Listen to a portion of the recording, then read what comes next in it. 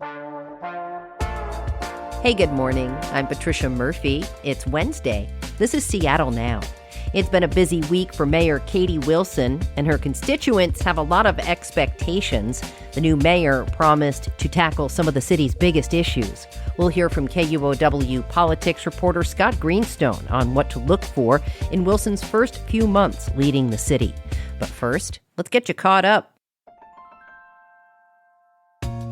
Seattle Public Schools has opened up the application process for school choice. Beginning this month, families can apply to attend a school that's outside their neighborhood. Axios reports the district opened the application window earlier than ever to reduce uncertainty for families. This year, families will learn about their school assignment by the end of February rather than waiting until April.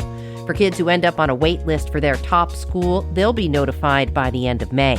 By the way, there's an enrollment fair this Saturday at district headquarters. Local hospitals are in urgent need of donated blood, according to an alert from BloodWorks Northwest. BloodWorks has declared a code red emergency shortage. That means they have less than a 1 to 2 day supply of critical blood types. They especially need type O blood and platelets. They're urging people to make appointments as soon as possible.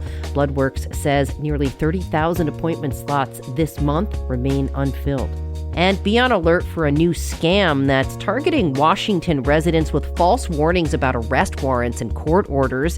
The U.S. Marshal's Office says scammers are claiming they're marshals or court officers and threatening to arrest people if they don't pay a fine. Scammers may include a phony case number and forged signature from a judge.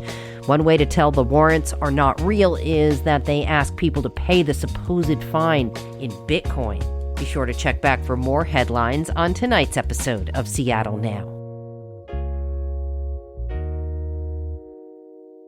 And to all of you, and to everyone watching from afar, and to all of the people who could not be here today because they are doing the hard, unsung work that makes Seattle run, I say, this is your city.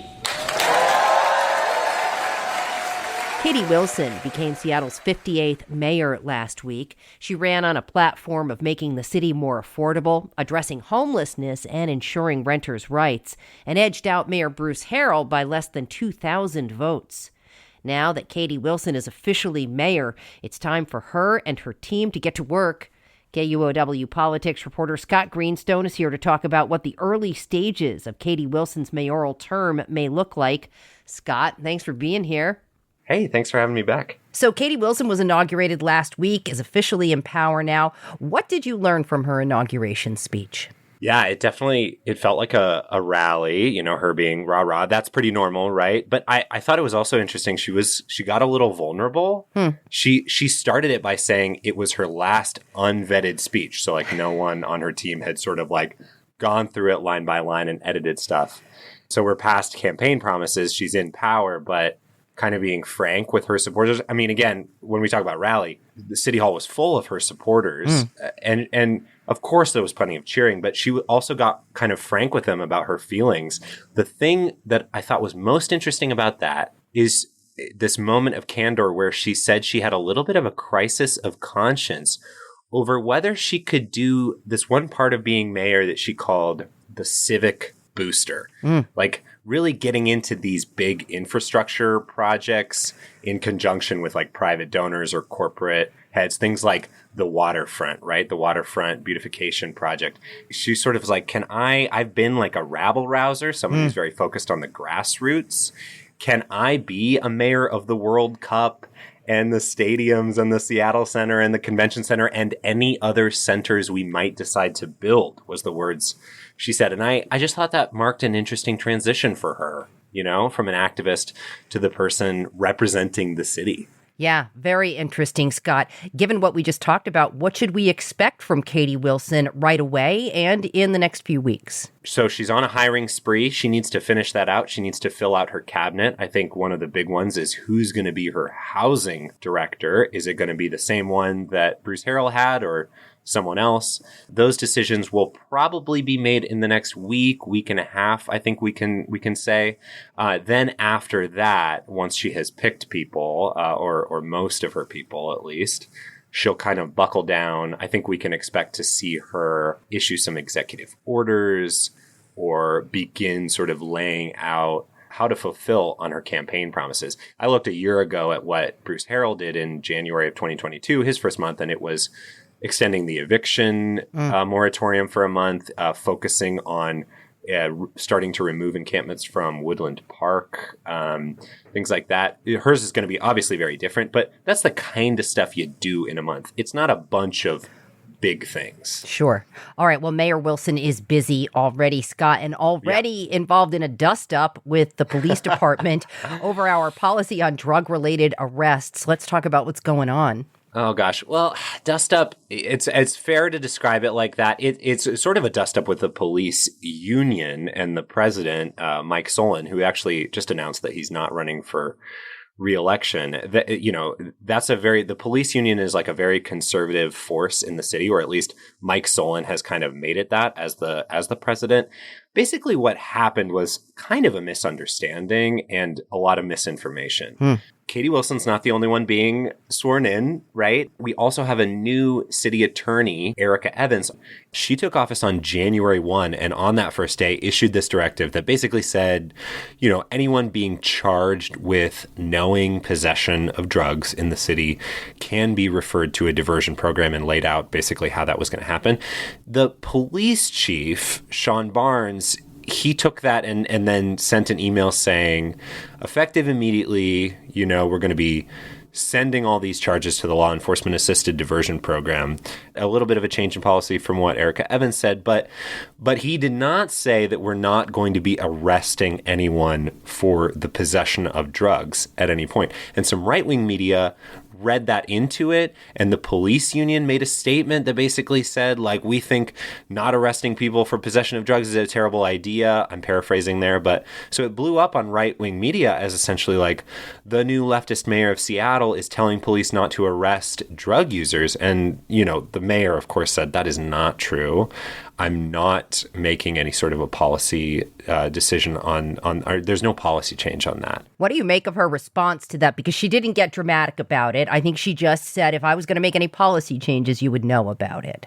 I mean, I can certainly sense that there's some level setting here for this. She's going to be watched very closely. I think the Daily Mail said in their headline, they called her hyper woke. Wow. Which was a new one to me. So I think I can definitely, sense that she's prepared for a lot of scrutiny, particularly from the right-wing media. That was what I read in that response. Yeah, she is likely to get it, too. Are people jumping to conclusions or making assumptions about Katie Wilson right out of the gate here? Sure. Yeah, I think so. Yeah. And I think, too, a lot of people have compared her to Mayor Mamdani, the new mayor of New York, right, the socialist. And I also think that is a little bit of an assumption. Obviously, they are similar, and I think she has taken some cues from him. But at the same time, I think assuming that they're going to be the same, that they've run as the same person, is also an assumption that may not be true. Much of Mayor Wilson's platform looks at big changes on the ground, Scott, like affordability, homelessness, renters' rights, some of the city's most intractable, gnarly issues. As a new mayor, how is Katie Wilson likely to approach these big swings? What can we say now? She has talked about a $1 billion housing bond regionally or in Seattle. She's interested in that. That might be the biggest swing. The other things are going to be kind of continuing the work that, to be honest, she and other activists kind of started on the grassroots level, like the social housing developer. Voters might remember that we passed into law and then updated this sort of social housing developer that's supposed to build a bunch of new housing that will be affordable for many people. That is about to get its first infusion of money, and there are some big problems on the horizon. Some of the proponents want to get rid of the CEO who they hired and who still hasn't moved to Seattle, even though he said he was going to move as quickly as possible in June last year. She's going to need to smooth out and make sure to kind of, administer a lot of these programs that she has championed. I think that's going to be a lot of it as well. She also promised to Trump-proof Seattle. I wonder what that means now that she's in charge. The city has challenged the Trump administration in court, so has the state. But I think what she talked about more was trying to counteract Trump's cuts in the so-called, big, beautiful bill with a city-level capital gains tax is one thing she has talked about. She also wants to respond to a lot of the anti-immigrant sentiment coming from the White House and the Department of Homeland Security by doing a range of things, like maybe, exploring a housing voucher program that would provide a 2-year rental subsidy to newly arrived migrants while they get work permits, things like that. So Katie Wilson gets a lot of comparisons to New York Mayor Zohran Mamdani, as you mentioned.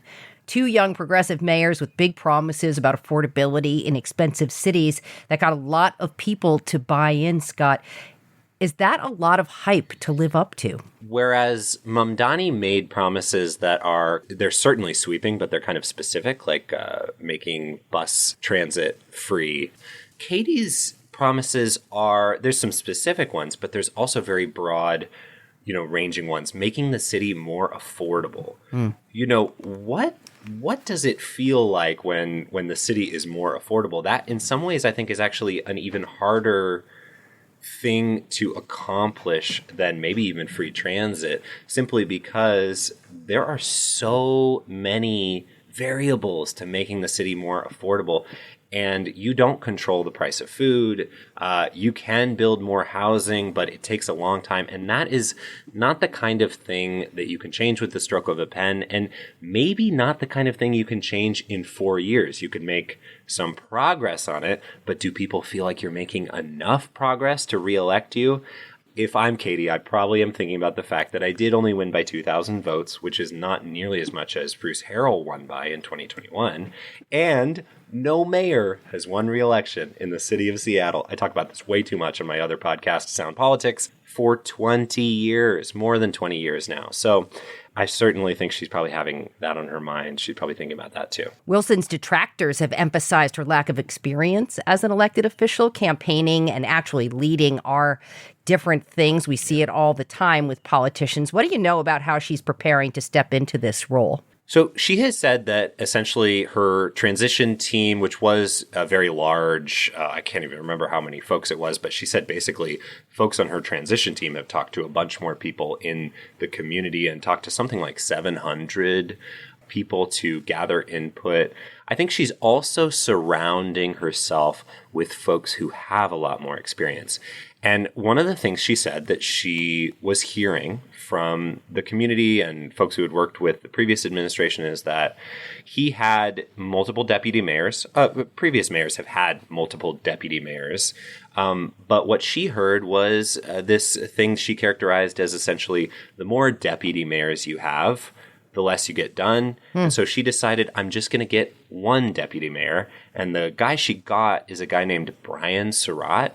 He comes from the corporate world. I mean, he also worked in City Hall for a long time, but he comes from like the Seahawks, Greater Seattle, which is a business economic development partnership. He comes from that business world, which is an interesting place. I think a lot of people were shocked when she hired him because that was not the type of person people thought she was going to go for, but he has a lot more experience. So I think she's definitely surrounding herself with folks like Mamdani, right, that have more experience. Okay. All right, Scott. Well, before I let you go, what are you watching for? What else are you watching for as Katie Wilson's first year gets underway here? I do think, she mentioned the World Cup. I think about the World Cup a lot, and I don't think about it because of the soccer, although, of course, or football, sorry, if as many of our visitors will be saying. I mean, obviously, I'm excited for that, but it's going to be a big test. Seattle has, and I think Katie Wilson probably has this in her mind, like shortly before she moved here, a big international event, the World Trade Organization conference in 1999, happened here. And that was a huge fiasco. Back in the 90s, the Goodwill Games were a big thing in Seattle. And that also kicked off a bunch of local activism, especially related to homelessness, because the tendency can be when there's these big international events in town, you want to quote unquote clean up the city. Past mayors have removed a lot of homeless encampments. There's going to be a lot of pressure on her to do that. Many people in her coalition don't want to see her do that, I think, without having, and I think she's talked about doing this, having other places for those folks to go. But that's not going to be able to happen in less than 6 months. What are we looking at for World Cup? It's June, right, Yeah. Trish? Yep. Yeah.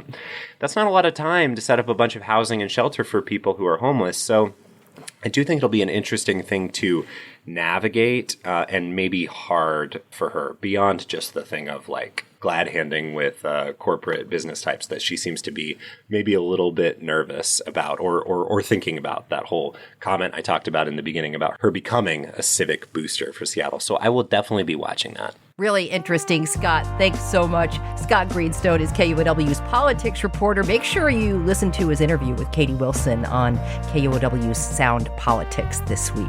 Thanks so much. Appreciate you listening to Seattle Now, and thanks to our generous donors for your financial support, including Tiffany, Margaret, Tommy, Teresa, Evan, and William. Thanks so much. We really appreciate you. Today's episode was produced by Vaughn Jones. It was edited by Caroline Chamberlain Gomez. Our production team also includes Andy Hurst, Brooklyn Jamerson Flowers, and Paige Browning. Greg Kramer does our theme music. Seattle Now and KUOW Public Radio are members of the NPR network. I'm Patricia Murphy. See you tonight for Evening Headlines.